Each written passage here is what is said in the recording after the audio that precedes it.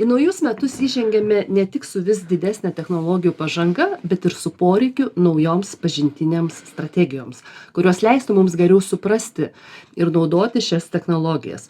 Prieš mus iškyla užduotis, kaip sujungti tai, ką mes žinome intuityviai neformaliai, su tuo, ką gali pasiūlyti dirbtinis intelektas.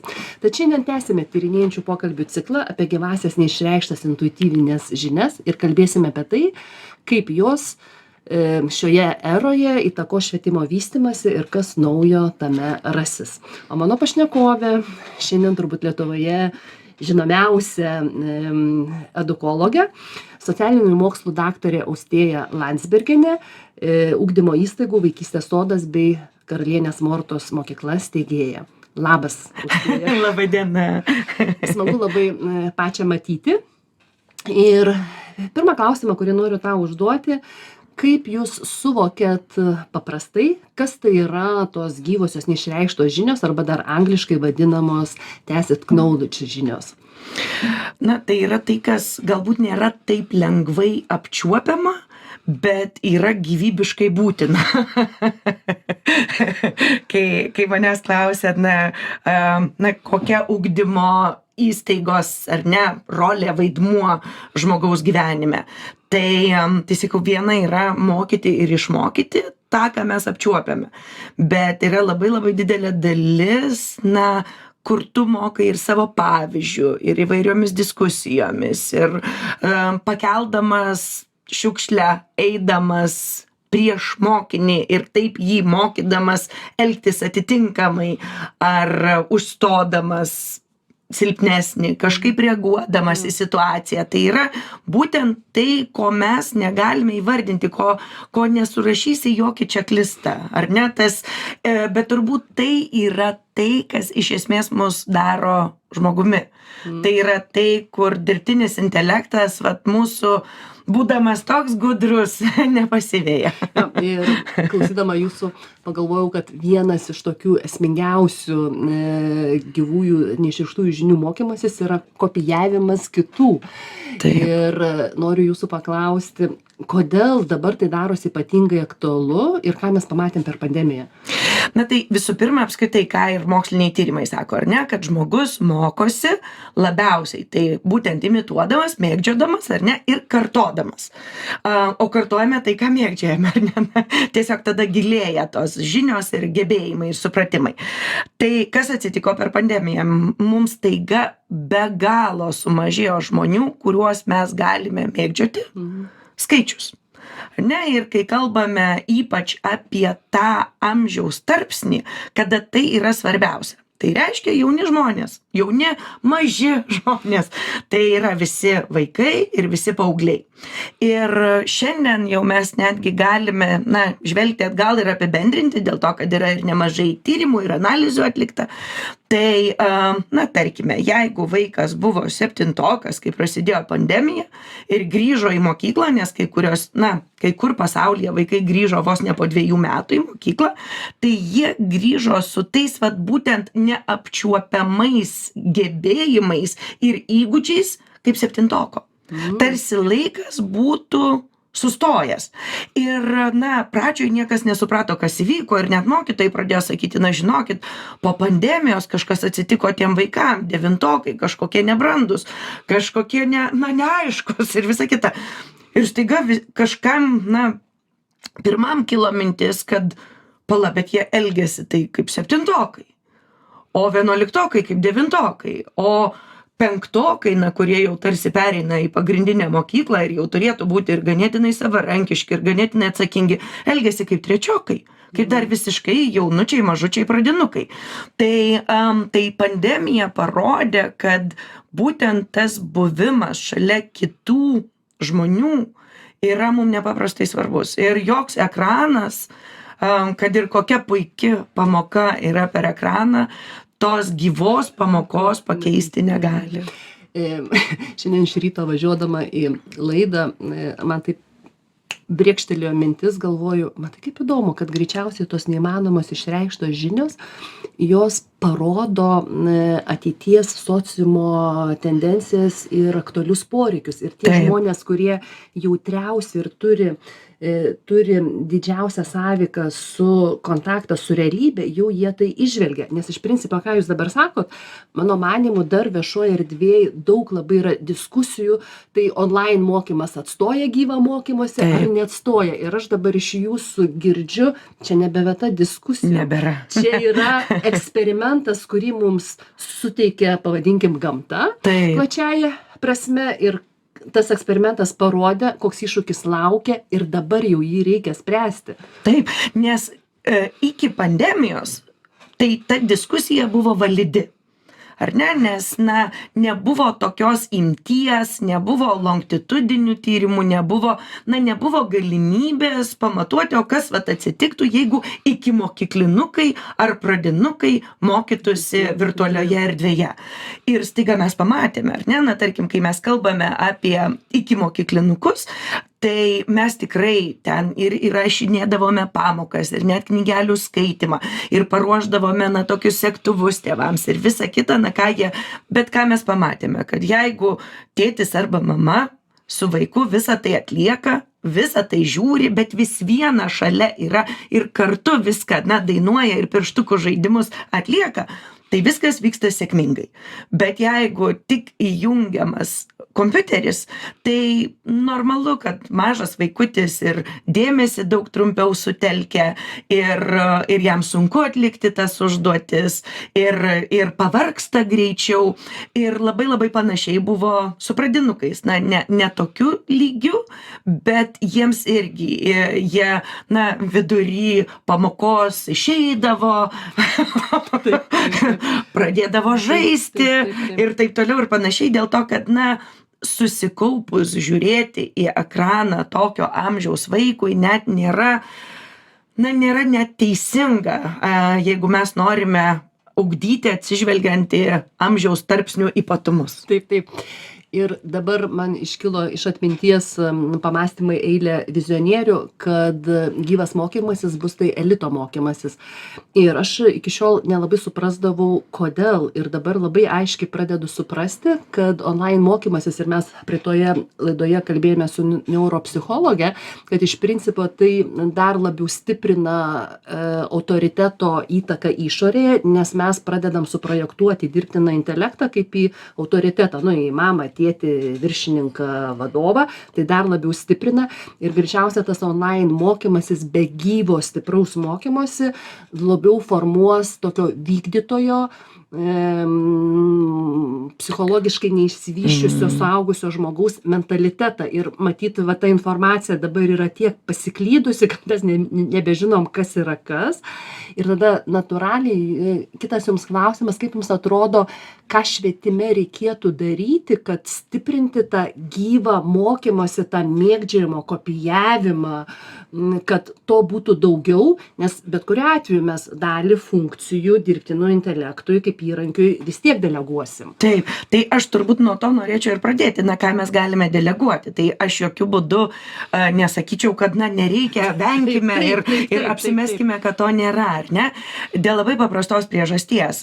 Čia man jau rugsėjo mėnesį teko dalyvauti konferencijoje, kur labai daug buvo, viena iš pagrindinių temų buvo dirbtinis intelektas švietime. Ir iš viso pasaulio susirinkę žmonės būtent apie tai diskutavo. Ir, teko išbandyti keletą įrankių. Tai jau man atrodo, kad aš ir nuolat mokausi ir esu tikrai labai smalsi, bet su tokiu susižavėjimu ir tiesiog šūksniais aš išbandžiau tuos visus įrankius dėl to, kad, įsivaizduokite, jeigu aš, kai pradėjau savo pedagoginę karjerą prieš daugiau negu 20 metų apsidėjusi knygų krūvomis, tikrai gerai pamokai pačioje pradžioje, tai ruošdavausi po keletą valandų. Ar ne? Dėl to, kad, tu esi jaunas, tu esi nepatyręs, tu turi labai daug dedamųjų, apžvelgti netgi standarto, nežinai, ugdymo programos gerai neišmanai, reikia visada atsiversti, gilinti, žiūrėti, ar ne? O dabar yra tokios, būtent dirbtinio intelekto valdomos programėlės, kur tu įrašai, na tarkim, tarptautinio bakalaureato programa, 9 klasė, chemija, tokia ir tokia tema, toks ir toks pamokos tikslas. Ir tau per 30 sekundžių tu turi fantastinį pamokos planą. Būtent tai, kas yra susijęs su mokymu, ko reikia vaiką išmokyti. Tai kai mes šnekame apie ugdymo turinį, šiandien, na taip mokytojai dar niekada gerai negyveno.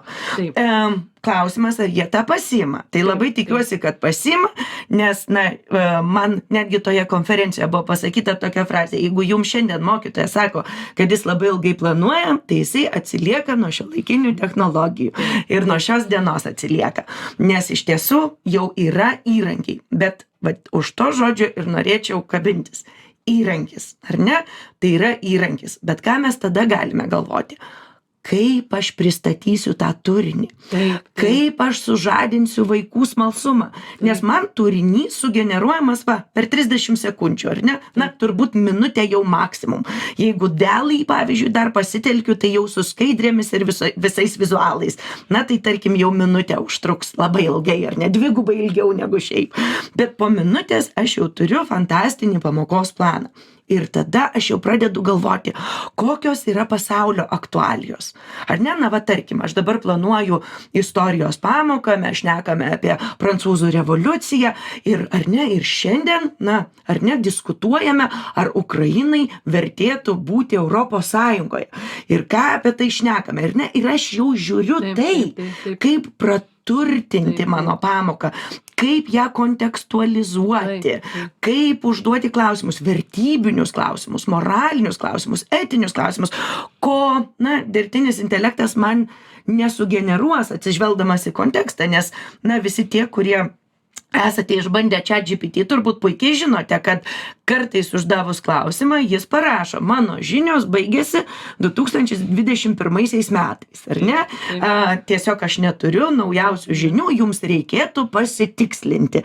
Bet mes juk gyvename čia ir dabar, mes negyvename, 2-3 metai atgal. Tai, man atrodo, tas žavesys yra išlaikyti tą smalsumą ir būti adaptabiliu, nebijoti tų įrankių, kurie ateina, bet tuo pačiu suprasti, kad, mes turime būti žmogumi ir likti žmogumi ir puoselėti tą savo ir vaikų smalsumą, neauginti tų vykdytojų, neauginti tų robotų. Vat mūsų sūnus studijavo ne Lietuvoje ir baigė magistrą tikrai tokios sudėtingos specialybės, kur jo kurse buvo labai daug studentų iš Kinijos. Ir jisai sako, tai buvo man ir didelė dalimi privalumas. Sako, nes žinių, tai mes turėjome tiek pat. Kadangi ten labai konkurencinga specialybė, tai yra, ten reikia labai daug ir specifinių žinių.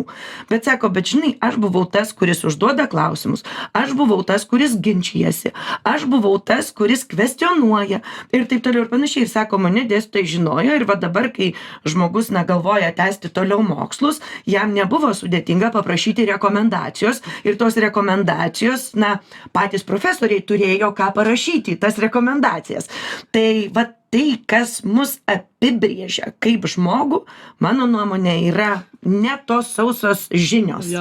Man, Austėja, beklausant jūsų, dabar gimė tokia įžvalga. Aš galvoju, kaip mokytojai gali vaikams suformuoti kažkokį tai gebėjimą, įgūdį, mokintis tas gyvasias neišreikštas žinias. Ir staiga, beklausant jūsų, aš supratau, vaikams reikėtų pastoviai rodyti. Yra bendrosios žinios, jos yra be konteksto. Ir bet kokią temą, kuri dabar vyksta, atmetam dirbtiną intelektą, pasižiūrim, kas šiandien vyksta pasaulyje ir žiūrim į tam tikrus dalykus būtent iš to taško ir tokiu būdu vaikams ugdom pastoviai užduoti klausimą. Čia ta madinga frazė būti čia ir dabar. Taip. Bet būti čia ir dabar ne teoriškai, bet ką reiškia būti čia ir dabar, bet reiškia pasitikrinti, kas dabar vyksta šiuo momentu. Ir man atrodo, čia turbūt vienas iš tokių didesnių bus mokytojų kompetencijų, užduočių. Taip. Ir pereinu dar prie mūsų pokalbio vienos krypties. Mūsų laidos klausytojai daugiau yra vadovai, organizacijos, suaugę žmonės ir, man atrodo, žiūrint į vaikus ir į aktualios vaikus, mes labai lengvai galim perkelti suaugusių žmonių. Jo. Ir toje vietoje apjungiant, kad ką jūs iki tol kalbėjot, kad mokytojas turėtų tokią kompetenciją mokytis čia ir dabar ir bet koks suaugęs žmogus. Kaip jums atrodo, kokius klausimus turėtų užduoti ir kokios formos galėtų būti suaugusiems žmonėms, tuo pačiu ir aišku mokytojams, kad jie patys savyje ugdytų tas neišreikštas, numanomas, nežinau kaip mes ten angliškai vadysim, tęsit kniaulės žinias. Tai apskritai man atrodo, kad mes labai dažnai pamirštame, kad tai, ką mes norime matyti vaikuose, visų pirma, vaikai turi matyti, kad mes tą turime ir mes tą darome, nes grįžtame prie to mėgdžiojimo ir kartojimo, ar ne? Nes jie turi turėti, ką mėgdžioti. Tai, nuolat savęs klausti, ar tikrai aš viską moku. Pradėkime nuo to, ar ne? Nes ypač žmonės ir ypač vadovai labai dažnai jaučiasi labai daug žiną ir labai daug galį, ar ne? Tai tas nuolatinis savęs kvestionavimas yra labai svarbus. Ir turbūt jis prasideda nuo to, kad vadovui savo aplinkoje reikia turėti ne pritarėjus, o patarėjus. Ir aš suprantu, kad tai labai susijęs su saviverte. Nes, visiems mums yra nepaprastai smagu turėti pritarėjų, kurie yra aplink, pritarė viskam, ką mes darome, ką mes siūlome, links ir sako, kokia tu nuostabi, kaip čia puikiai sugalvoj. Bet man atrodo, dėl to tu ir esi vadovas, kad jau, turi savirefleksijos įgūdį. Ir turbūt, jeigu visi sako, kad tu čia nepaprastai puikiai viską darai ir mastai, jau turėtų skambėti varpeliai, kad galbūt ne tie žmonės mane supa, kurie turėtų supti. Nes žmonės turėtų galėti pasakyti, žinai, man atrodo kitaip. Aš, tarkim, vėlgi mokyklos vadovas, aš paralelę su mokyklos vadovu, nėra klasėje. Dažnai nebėra klasėje, ar ne? Ir turi išgirsti, ką žmogus klasėje pasako. Tada, žinoma, neaklai tikėti, o nueiti pasitikrinti, pasigilinti. Pavyzdžiui, aš, kai kyla kažkokios dilemos ar klausimai, tai turime mes tokią grupę vadovų, kur iš karto klausiu, žiūrėkit, ar jums kyla tokie klausimai, jeigu kilo, ką jūs darėte. Ir visai neseniai ten kalbėjome apie mokytojų supervizijas ir visiškai netikėtai gavau knygą paskaityti, kurios nebuvau skaičiusi, kuri mane nustebino, nes jau aš jaučiuosi labai daug knygų perskaičius, bet buvo toks, geras ir ne nauja knyga, o nesu skaičius. Fantastiška knyga. Tai tas knyga tiesiog yra 3 minučių supervizijos ir būtent apie tai, kaip mokyklų vadovai turėtų eiti ir stebėti mokytojus. Ir aš, aišku, pati perskaičiau tą knygą, man ji taip patiko, kad dabar mes būtent siekdami atliepti šių dienų tendencijas su mokyklų vadovais turime knygų klubą.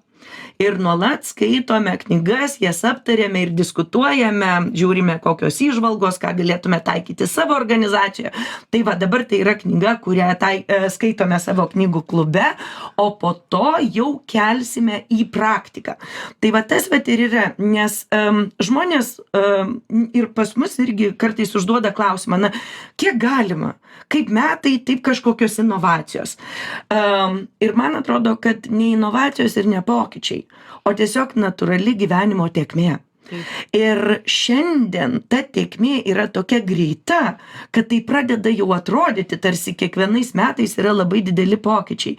Bet iš tiesų, jeigu tu negyvensi su tuo ir nebūsi smalsus, nesidomėsi, kokie naujausi tyrimai. Pavyzdžiui, aš šįryt perskaičiau vedamąjį straipsnį The Atlantic ir ten yra parašyta, kad mūsų domėjimasis psichinė sveikata yra tikrai nuostabus dėl to, kad prieš 20-30 metų to nebuvo ir visuomenė tapo informuota. Tačiau ką ir mes pastebime, ir kadangi nusiunčiau visiems vadovam, nes labai įdomu buvo, va čia irgi kalbant apie tą tacit knowledge, mes pastebėjome, kad vaikai, ypač po pandemijos, save diagnozuoja.